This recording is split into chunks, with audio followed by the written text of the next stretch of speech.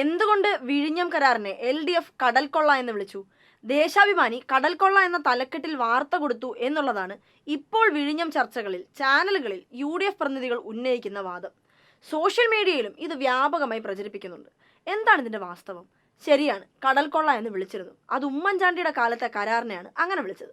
അങ്ങനെ വിളിക്കാൻ വ്യക്തമായ കാരണവും കൃത്യമായ ബോധ്യവുമുണ്ട്. 7525 കോടി നിക്ഷേപമുള്ള പദ്ധതി, അതിൽ 5071 കോടി ചെലവഴിക്കുന്നത് സംസ്ഥാന സർക്കാർ, 2454 കോടി അദാനി ഗ്രൂപ്പിന്റെ വക. ബൂട്ട് വ്യവസ്ഥയിൽ നിർമ്മാണം. 20 വർഷം സർക്കാരിന് ലാഭവിഹിതം ഇല്ല.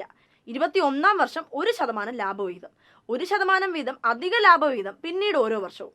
40 വർഷത്തെ കരാർ. കൂടാതെ പദ്ധതി പ്രദേശത്തെ 30% സ്ഥലം അദാനിക്ക് മറ്റാവശ്യങ്ങൾക്ക് ഉപയോഗിക്കുകയും ചെയ്യാം. കരാറിൽ നിന്ന് പിന്മാറിയാൽ അദാനിക്ക് വൻ നഷ്ടപരിഹാരം നൽകണം. ഇതായിരുന്നു ഉമ്മൻചാണ്ടിയുടെ കരാർ. പിന്മാറിയാൽ കോടിക്കണക്കിന് രൂപ അദാനിക്ക് കൊടുക്കേണ്ടതുള്ളതുകൊണ്ടാണ് പിന്മാറാതെ വ്യക്തതയുള്ള കരാറിലേക്ക് പോയത്. അതായത് ഉമ്മൻചാണ്ടിയുടെ കരാർ പ്രകാരം തുറമുഖത്തിന്റെ 80% പണവും കേരളം മുടക്കണം. പോർട്ടിന്റെ ലാഭത്തിൽ നിന്നും 2% ലാഭം കിട്ടാൻ 2050 വരെ കാത്തിരിക്കണം.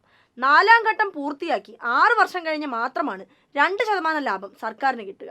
കരാറിൽ ഉമ്മൻചാണ്ടി എഴുതി ചേർത്തത് 4ാം ഘട്ടം 2044 പൂർത്തിയാകുമെന്ന്. അതായത് കേരളത്തിന് ലാഭവിഹിതം കിട്ടാൻ 2050 വരെ കാത്തിരിക്കണം.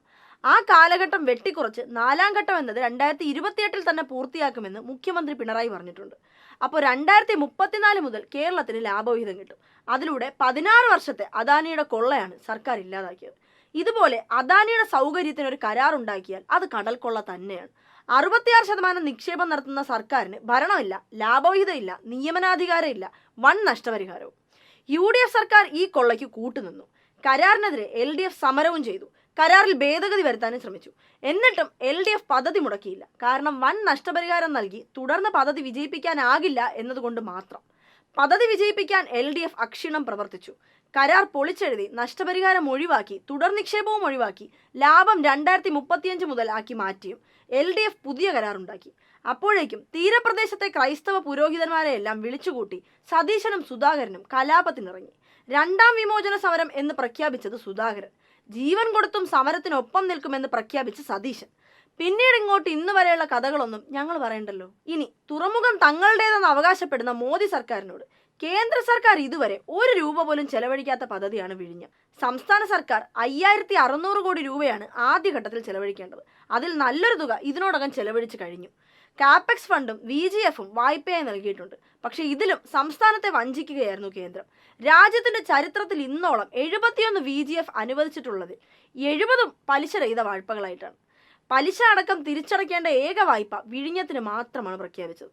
ഒരു വികസന പദ്ധതിയുടെ മുഴുവൻ ഭാരവും സംസ്ഥാന സർക്കാരിന്റെ മുകളിൽ കൊണ്ടുവച്ചു. എല്ലാ വെല്ലുവിളികളെയും അതിജീവിച്ച് സർക്കാർ അത് നടപ്പിലാക്കി. എല്ലാം പൂർത്തിയായപ്പോൾ അതുവരെ ഗാലറിയിൽ നിന്ന് കളി കണ്ടവർ ഇറങ്ങി വന്ന് പറയുന്നു, കിരീടം ഉയർത്തേണ്ടവർ ഞങ്ങളാണെന്ന്.